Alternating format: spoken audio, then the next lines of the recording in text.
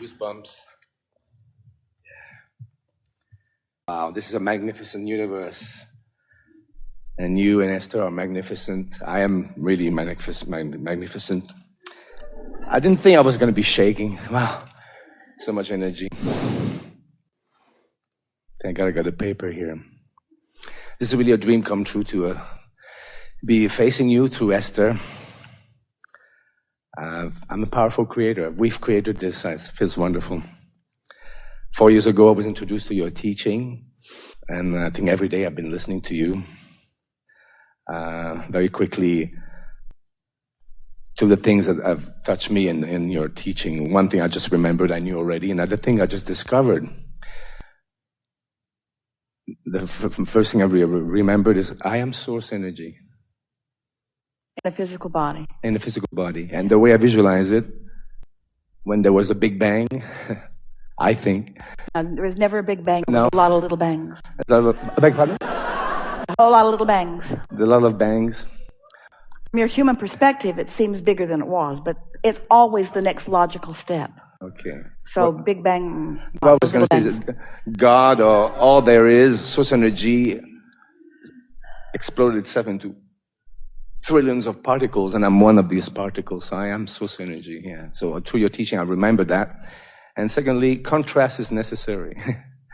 That was a big thing. I was negative. When you take it to the next step, which is it's not only necessary, it's delightful. Yes, absolutely, because it creates expansion.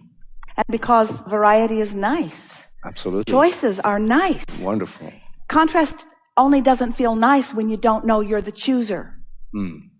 But when you know you're the chooser, then bring it on. Fantastic. Awesome. Yeah. I have two questions, but you sort of answered it, but I'll still go ahead with what I've prepared. But a bit of my background. Or we could go into a whole new thought. We can, absolutely. Sky's the limit. A little bit about my background. When I was 18 years old, my father gave me the best gift. He gave me a book called The Power of the Subconscious Mind by Dr. Joseph Murphy.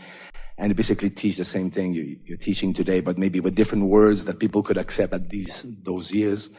That there's just a power. He called it the subconscious mind because he didn't want to give it a name that... He didn't want to call it God. That's it. Exactly. A religious connotation. Bogs everyone down. Absolutely. Yeah. You're reading my mind, my God. I don't have... You go ahead. I don't have to speak. And basically how the feeling of success creates success. The feeling of wealth creates wealth. That's what he was teaching. And he was giving a few method techniques to put alignments. And the process I enjoyed the most was just relaxing all your body, all your muscles, as if you're in a half state of sleep, but you're still very awake. And then you do affirmations. He called it scientific prayers. So from the high-flying disc, in other words, you're relaxed. Exactly. So there's no resistance within you. Sort of and meditation. From that place of non-resistance, then you affirm. Good. Exactly, yeah. And the suggestion of prayers or affirmations very often started very general. Like, I believe there's a power, and I have this power. And then you went more specific. Yeah. And the prayer ended by, I will go all day in peace and joy, knowing that the blessings are coming to me. And I render grace. And my French-Canadian brain, and that was an English book. Actually, yeah, it was an English book. My French brain understood rendering grace is to give back. And now what does it mean? Okay, so many other spiritual teachers teach that if you want to receive, you have to give. And I don't believe that, and I think you don't believe that either. But to me, rendering grace was to just be... uplifting, be an uplifter, and to give. I don't have to give money to render grace. I can do very simple things, like just opening the door at the grocery store for somebody, or give way in the traffic to somebody, or just bring a smile to somebody who serves me. Well, we want to say there are a lot of people that are talking about a lot of things like that, and we're not disagreeing with any of them, but we just want to say it isn't what you do, it's how you feel when you do it. Absolutely. And that's why the word grace is a pretty good word, because when you're on the high-flying disc and so the behavior isn't important. It's the fact that when you're tuned into that frequency, then you're inspired. Absolutely. Then you're inspired to something that's beneficial, not only for you, but for them. Absolutely. And if it's not beneficial for both, then it's not an inspired thing. Mm-hmm. And that's what the grace of it is, being in alignment so that that broader perspective is causing the coming together. Yeah. Absolutely. Yeah. I felt very good rendering grace, not because I was doing it to receive what I was asking, but it just felt good doing it. And I felt that that was who I was, really, to be an uplifter. And therefore, through these knowledge, my profession, I'm artistic. I was an artistic athlete in the field of dance sport. And I started to be self-employed at the age of 20 years old. And I've created a lot of buttons and a lot of castles through this understanding, and my life has been really, really exciting, traveling the world, dancing, and I've attracted to me the best partner, the best coaches, the best ideas to practice on, reach a place where we were in the top 3 in the world. No other Canadian ever achieved that position, so I was really excited. And eventually you stop competing. I retired from performing, and I focused mainly on teaching and coaching.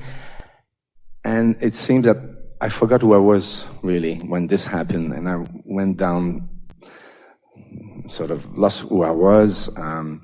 Financially, things went different ways. Relationship, my body, went into a lot of addictions. And 4 years ago, I woke up one morning, I look up, I said, I need help. 6 months later, to incredible synchronicity, I met a new friend in New York that introduced me to your teaching. And now 4 years, I know who I am again. And things are slowly happening. Relationships are better. My teaching is better. I feel more happy all the time. I'm playing a lot of golf. I've tried to be the best teacher I could find. And this friend from New York that introduced me to you, we have one of our main goal is to manifest winnings from a lottery for both of us of over $10 million. And why you're laughing? And therefore, my question is, I got 2 questions. Number 1, how is it possible to have many departments of your life where you manifest, and then maybe one is it's not happening? So I'm curious to see why is that. You're either in the vortex or you're not. Therefore, I imagine all the departments should be fruitful. Well, that seems logical. You're either in the vortex or you're not. But the thing is, some subjects cause you to be in the vortex and some subjects cause you not to be. And while there is a sort of average that comes from it, you are literally laying pipelines for manifestations with the thoughts that you think. Yeah. The best example of this that we have been offering recently, the best day that Esther's experienced ever, for a point of clarification, when she was recently at the Del Mar Fair with her grandchildren. Now, these are children who are almost always tuned in, tapped in, turned on. They are flying high, they are happy kids, and their lives are going especially well. But on this day, Luke, who is 7, got off on a different foot, and the whole day showed him what foot he was on. And Kate got off on a high-flying foot, and the whole day showed her. And the reason that it was so exceptional and so informational, so teaching to Esther, is because she knows these children, and she knows who they really are. She was just watching the results of their point of attraction in that day. This is the thing that most people are not considering. They're not considering, what is my now point of attraction? You're thinking about who you are in general, or you're thinking about some future event, or you're thinking about what the past was. You gave us a bit of description like that.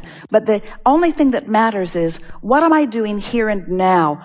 Are my pipes open, and what are they open to right here and now? Because law of attraction is a powerful energy that is offering things that match it. And so Luke, who plays basketball very, very well, couldn't get a basket in this rigged game. And it was frustrating to him, but Esther couldn't spend enough money to make it possible. 3 more balls, please. 3 more balls, please. 3 more. And Kate said, can I try? And her ball went in the first time. Now, you got to think about what their point of attraction were. Luke, who knows he's good at it, who was trying very hard. Kate, who doesn't care whether she's good at it or not, who thought it might be fun. And so the day unfolded with more examples than you really want to hear. But with Kate winning so many stuffed animals that they had to make a trip back to the car, there were too many to carry. And Luke saying things like, it's like they don't want me to win. Game after game after game after game was that way. And they had gone to the fair to see the Train concert. Everyone in their family was really enjoying it. And Kate was selected by one of the Train managers to go on stage with Train. And Luke knew every word to the song that they sang when Kate was on stage. And then the concert is over and the audience is applauding and 1 more number, please. And the band comes back out with some t-shirts to toss 3 of them. And Kate gets one of the t-shirts. It was like nothing could go wrong for Kate and nothing could go right for Luke in that particular point in time. So we want you to think about your now point of attraction, not how it's been, not how it's going, what your now point of attraction is. Your now point of attraction. So if you get on a high-flying disc and you do it just for the sake of being on it, not for the sake of winning the lottery, not for the sake of affecting something. You get on it because you accept that that's where you feel best. You get on it because you accept that that's your natural state of being. You get on it because that's who you are and that's how you want to feel. You get on it because you're good at getting on it. You get on it because now momentum helps you get on it. So you get on the high-flying disc and then you follow your impulses. You follow your impulses about who you call. You follow your impulses about where you eat. You follow your impulses about what route you take when you're driving somewhere. You follow your impulses about everything. You follow your impulse about where you buy your lottery ticket. You follow your impulse about what game you play. You follow your impulse about what you do when you play the game. You follow your impulse because the source within you knows what you want and where you stand in relationship to it and the path of least resistance to get you there. And so we have to say to you that there is nothing off limits. There is nothing that you cannot be or do or have. But you have to practice yourself into the vibration of knowing that about everything. Knowing that. And so if something's not going the way you want it to, you don't get too heavy about it. You don't try to get to the bottom of it because there is no bottom. Instead, you say something like, I'm going to distract myself from this because this thought doesn't feel good. The only question you want to ask yourself is, this subject, the way I've got it activated, the way I feel about it, is this a high-flying disc subject or not? End of discussion. Can I fly high on my high-flying disc if I'm thinking about that? And you have to sort of do it. It's like by trial and error that you do it. You practice it. You practice yourself into believing. You practice yourself into believing what you want to believe. Now that's troubling to some people because they want to be realists. Esther said in the beginning to us on many occasions, Abraham, that's true. It's true, and therefore I believe I should give my attention to it. And we said there are a lot of things that are true that you want, and there are a lot of things that are true that you don't want. We would be more selective than just saying that it's true. So how do you make something true? How do you make yourself the winner of the lottery? How do you make yourself the winner of the award? How do you make yourself the happiest person you know? How do you make yourself that? By focusing and feeling and focusing and feeling. But it takes a handful of premises. You got to know it's a vibrational universe, do you? You got to know that you're a vibrational being. Do you know that? You got to know what your emotions mean. Do you know what your emotions mean? Your emotions are telling you what your vibrational proximity is to the things you want and to who you really are. There isn't anything else to know. You have to know that you have the ability to focus. And then most of all, and this is the part that we've really been bringing home for you today, most of all, after you know that you have the ability to focus, you have to practice the focusing. And once you practice the focusing and then see the results, and practice the focusing and see the results, and practice the focusing and see the results, in time you come to understand it doesn't matter what the object of my attention is, the universe reacts the same way. When I line up with it, when I become a vibrational match to it, then the pipeline between me and it is open, and some way, somehow, through the path of least resistance and in the timing that is perfect, I'm going to rendezvous with whatever it is. That's just the way that it works, you see. No exceptions. You're not the exception, and what you want isn't the exception. Everything that you want comes to you through that, you see.